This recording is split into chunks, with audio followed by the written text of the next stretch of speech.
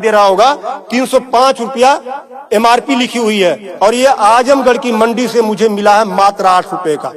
कितना percent commission आप खा रहे हो? ये ऐसा क्यों है? इस पे भी चर्चा होती है। ये देखिए आईबी सेट है जिसके माध्यम से ग्लूकोज ब्लड वगैरह चढ़ता है शरीर में, इसे कहते हैं आईबी सेट। इस पे जो एमआरपी लिखी हुई है वो 198 और यहाँ आप देख सकते हैं 198 रुपए की ये आईबी सेट मुझे पड़ी है मात्र 12 रुपए की। फिक्स्टर वीगो सेट लगाने के बाद जो उस पर टेप लगाया जाता है यह मुझे पड़ी है 6 से 7 रुपए की और इस पे एमआरपी 71 रुपया 50 पैसा। यहां भी आप देख सकते हैं।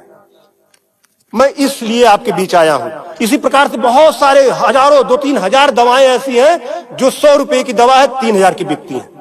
बाइकिल धागा जब आपका ऑपरेशन होता है जिससे आपका सिला जाता है वह 150 रुपए का आता है, उसकी एमआरपी 1045 रुपया आप यहां देख सकते हैं। उसी प्रकार से लंग एक्सरसाइजर 150 रुपए का आता है जिसका प्रिंट रेट है 690 रुपया। बुखार में जो पैरासीटामॉल की जो बोतल आती छोटी सी वो 50 रुपए की आती है और उसकी एमआरपी यहां आप देखें एमआरपी 522 रुपया है। कमर की बेल्ट जो 100 रुपए की आती है उसे 500, 600, 700 रुपया प्रिंट। और तो और जब किसी की हड्डी टूटती है तो जो राड पड़ता है, राड अधिकतम रेट राड का 500 से लेके 1500 रुपया तक, अलग अलग वैरायटी है 500 से 15 तक, लेकिन आपको 5000 से 20,000 रुपया 25,000 रुपया चार्ज किया जाता है।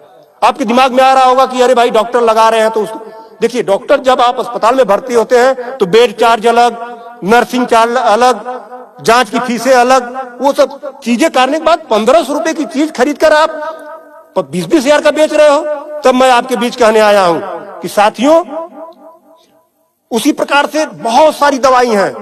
100 रुपए की दवा, एक दवा मैं देखा ला नहीं पाया उसको, 100 रुपए की दवा उसकी एमआरपी 2000 रुपया लिखी हुई थी। हजारों दवाइयां हैं आपके साथ, आपको लूटने का काम कर रहा है। मुद्दा ये नहीं है कि इस पे 305 का प्रिंट छपा हुआ है। मुद्दा ये है कि इसे छपने किसने दिया? जिसे हमने चुनकर भेजा क्या वो दलाली खा रहा है, कमीशन खा रहा है? 8 रुपए की चीज 305 रुपए का प्रिंट वो छपने क्यों दे रहा है? ये चोरी से थोड़ा ना बिक रही है, खुलेआम बिक रही है। तो ये जिम्मेदारी सरकार की है। इसीलिए मैं कह रहा हूं कि आइए, और ये मुद्दा किसी सपा भाजपा कांग्रेस किसी नेता का थोड़ा ना है, ये भारत के 140 करोड़ जनता से जुड़ा हुआ मुद्दा है। आपको आगे आना होगा और आगे आने के लिए आपको इस वीडियो को अधिक से अधिक शेयर करवाना होगा, अधिक से अधिक लोगों को बताना होगा। इसलिए नहीं कि मेरा ये प्रचार हो जाएगा, ऐसा कुछ नहीं है। इस मुहिम को जब ये वीडियो शेयर होंगे, सोशल मीडिया एक ऐसा प्लेटफॉर्म है जिससे सरकारें हिल जाती हैं। आज मैं इस चीज को लेकर आया हूं, ये जनता से जुड़ा हुआ मुद्दा है। जब आप मेरी इस बात को, जनता की इस आवाज को अपने इलेक्ट्रॉनिक गैजेट्स के माध्यम से आगे बढ़ाने का काम करेंगे, निश्चित रूप से सरकारें डरेंगी। और मैं तो कहता हूं सरकारों को जनता से डरना चाहिए, जनता को सरकारों से नहीं डरना चाहिए। तब मैं आपके बीच कहने आया हूं कि आइए मेरे इस मुहिम को आगे बढ़ाएं।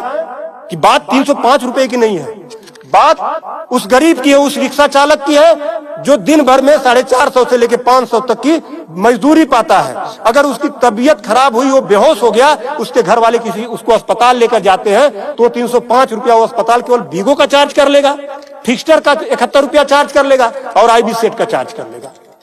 ये सब मिला के 600-700 रुपया हो गया। यानी उसकी 1.5 दिन की दिहाड़ी में अभी तो ग्लूकोज लगा ही नहीं, दवा कोई उसने खाया ही नहीं, बेड का चार्ज हमने बताया नहीं, अस्पताल का चार्ज हमने बताया नहीं। 1.5 दिन की दिहाड़ी उसकी केवल इस 3 आइटम से चली गई। आगे की दवा कहां से आएगी?